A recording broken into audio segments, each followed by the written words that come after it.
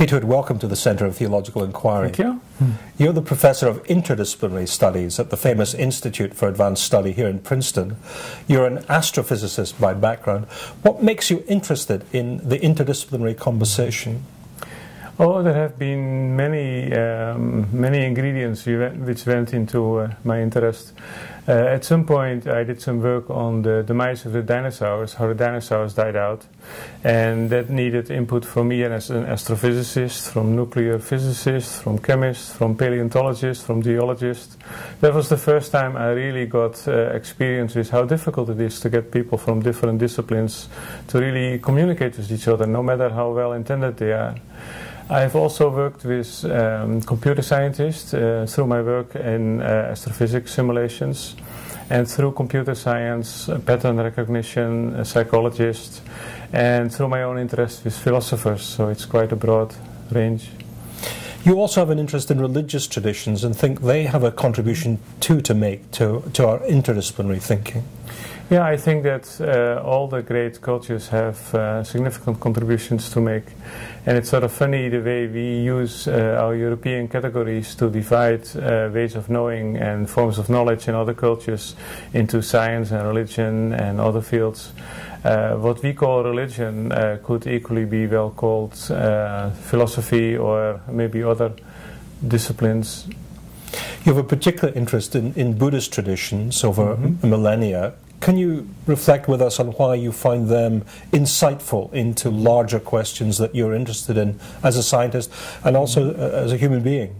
What I especially like about Buddhism, and not only about Buddhism, also about Hinduism, Taoism, other Asian traditions, is that they have a kind of experimental approach. There is less emphasis on blind faith, and there is more emphasis on just trying things out for yourself through forms of meditation or contemplation.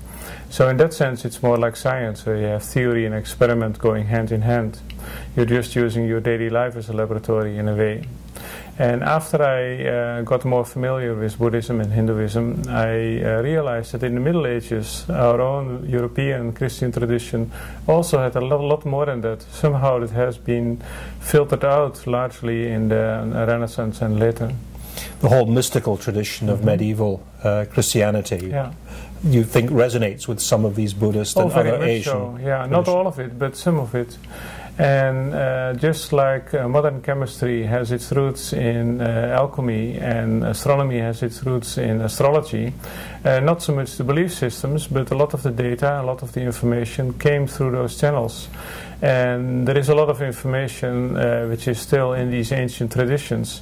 It would be a pity and a waste to throw that all away. We don't have to take over the belief systems, but at least we can look at the data they gathered and what they thought about it.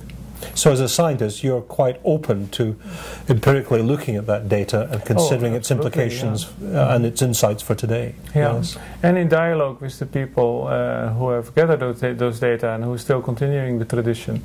If we don't want to talk with those people and just look at it as literature study, then that would be like looking at a mathematics book and admiring the nice lines drawn and the nice prose being used without understanding the meaning. So you're very willing to engage with people of faith who continue these ancient traditions and wrestle with these questions? Absolutely, as long as both sides understand that we are not believing and we are not disbelieving. That's the whole scientific method, to use a working hypothesis where you formulate a hypothesis, you don't believe it's true, you also don't believe it's not true. And that is a mistake that many scientists make, who believe that religion is not true. It's a very unscientific way to start a dialogue. You very much believe in dialogue. Oh yeah, that's what science is built on. And I think that is what most traditions are built on. If you look at the roots, there are the famous teachers, but the teachers are always dialoguing with the students and the students among each other. Quarreling often too, but also often engaging in constructive dialogues. We hope to continue that dialogue in the coming year when we'll run a joint seminar series together on ways of knowing. What are your hopes and expectations for our collaboration? To meet people who are open enough to step out of their own traditions and their own disciplines, while respecting their own disciplines and traditions, willing to be open to really get down to what the feeling is of a real exploration of reality without any preconditions. Well, we very much look forward to that conversation, Piet, and thank you very much for being with us today. Thank you. Thank you.